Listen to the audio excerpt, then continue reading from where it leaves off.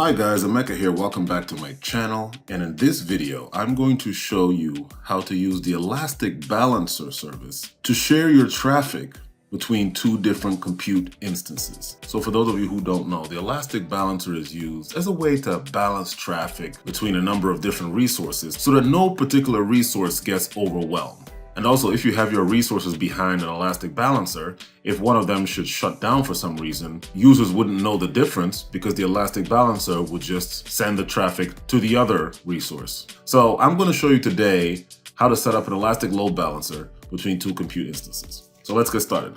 First of all, let's do it with AWS. Okay, so what am I going to do right now? I am going to create two compute instances in the cloud. So I'm going to have two computers in the cloud. They're going to be two Linux computers in the cloud. And then I'm going to put an Elastic Load Balancer in front of them in order to share the traffic between the two servers. Now I want to be able to access these two computers through the web. So I need to install a web server on each of the computers. And a web server is just a piece of software that allows your computer to serve files to the internet. I already showed you how to create an EC2 instance in the past, so I'm going to really rush through this one. If you want to see it in more detail, then watch some of the earlier videos. So I'm just going to click on Launch, choose a Linux instance, choose a T2 Micro.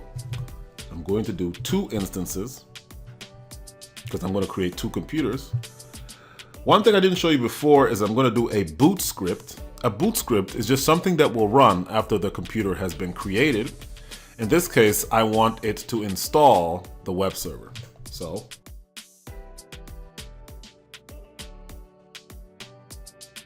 that's the script. This line right here is actually what installs the web server.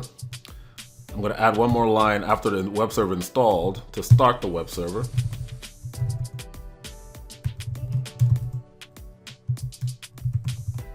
So there you go. So once I create these two computers, they will run this boot script, which will install a web server. And that way we can access these two computers on the web. One more thing that I didn't show you the last time is we have to add, the security group is the firewall for the compute instance that you're creating. I need to add an HTTP port opening so that you can access the computer through the web browser. Right now we only have an SSH rule in there, and that will let you SSH into the computer. But if I want to be able to access the computer through the web, then I need to have this HTTP set. So I've done that. Click Review and Launch. So now we have two Linux web servers running in the cloud. Let's look at some of the details of one of them. This is the first one. It has a public IP address right here. Let me copy that public IP address. And if we have correctly installed the web server and we have opened up the port HTTP, we should be able to see an Apache test page. So I'm going to paste this into a URL and see whether that's what we see. And there you go. So we have an Apache test page for the first one. Let me make sure the second one also gives me an Apache test page, which shows me that I successfully installed Apache. And I have an open port access from the web. There we go. So there's two test pages for each of these web servers. But you know what? I can't really differentiate between the two of them. So I'm actually just going to go into the computers and just create my own test page, which will be a lot easier. So to do that, I'm going to SSH into the computer. So I'm going to use PuTTY to do that. I haven't really done a video on PuTTY. I'll probably do that in another video. So just know that PuTTY is a way that I'm using to log in to the computer, to the Linux computer. So let me log into the first one. Let me give myself root access and let me go to the path where you install the index.html file. So there's nothing in here right now, and let me just create a test website right now. So just something simple.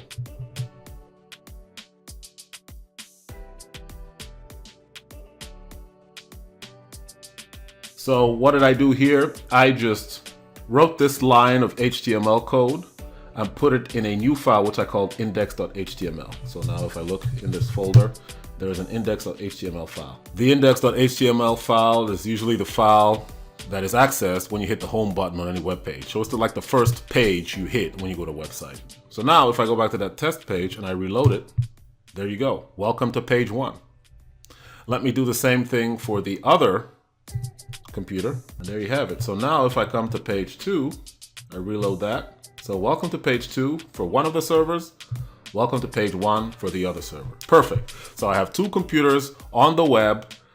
They have web servers installed, and I can access them both directly through their IP addresses. But now I want to put an elastic load balancer in front of it, and it will share the traffic between the two, and you'll kind of see why people use elastic load balancers. So let's come back, and we go down to load balancers. We create a load balancer. Let's say we're going to create an application load balancer, give it a name. Let's say All On Productions. It's going to be an internet-facing one. We're going to listen to traffic through HTTP. Let's select the availability zones where the EC2 instances are inside. Configure groups. We'll just keep the default there. Configure routing. So we create a new target group, call it On1. Going to be used for instances. Keep all the defaults. All right. Then click next to register the instances. We'll just select the 2 instances that we created. And we have now created an On1 Productions elastic load balancer. So an elastic load balancer does what we call health checks. You can find the health checks under the targets in the target groups. So you can see the status is healthy for both. Now, one of the beauties of the elastic load balancer and why you would use it is, instead of typing in the IP address to get to one of the two, to any of these computers, I could just type in this DNS name. So I'm going to take this DNS name, copy it into the URL, paste it. So it shows me page 1. Let me reload it. Showing me page 2, reload it. Showing me page 1, reload it. Showing me page 2. So you see what I'm talking about? The elastic load balancer is sharing the load between the 2 servers. So if one of the servers were to go down, the health check will say one of them is unhealthy, and it will just redirect the traffic to the healthy server. So that's how you use elastic load balancer in AWS. So that's how you do it in Google. All right, now we're on the Google Cloud Platform console, and I'm going to do the same thing I did in Amazon. I'm going to do it here. So with Google, we go down to Compute Engine, go to Instance Groups,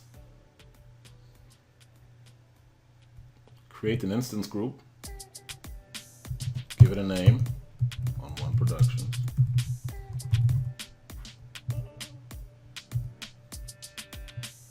Keep the defaults for those 2, manage instance group, that's fine. Instance template. This will be the instance template we use. We're going to use a Linux machine for the 2. And then allow HTTP traffic in the firewall, save and continue. Minimum number of instances will be 2. And then we'll go ahead and create this.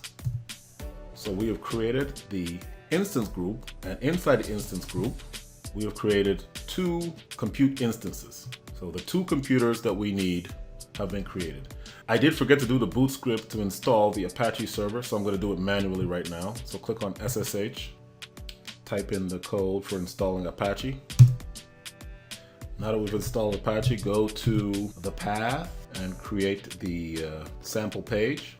All right, now that we've created a sample page, let's test out the sample page for the first one. Web page 1, there you go. So let me do the same thing for the second computer. So now if we go to the second computer, it says web page 2. So we have web page 1 and web page 2. Now we have to do the load balancer, and that is found under the network category. So network services, click on load balancing, create a load balancer, start configuration, give it a name, create backend services, select an instance group. We have the On1 Productions group that we created. Give the backend services a name. Let's use balancing mode rate, health check. Let's make sure health check is set up. Give it a name, the health checks. Save that, then hit create. Front end, keep all the defaults. Review, and now create. We now have the On1 Productions load balancer. The load balancer has an IP address. Let's take that IP address. So now we take this URL, paste it into the web browser. And there you have it. I am accessing the computer through the IP address of the Elastic Load Balancer.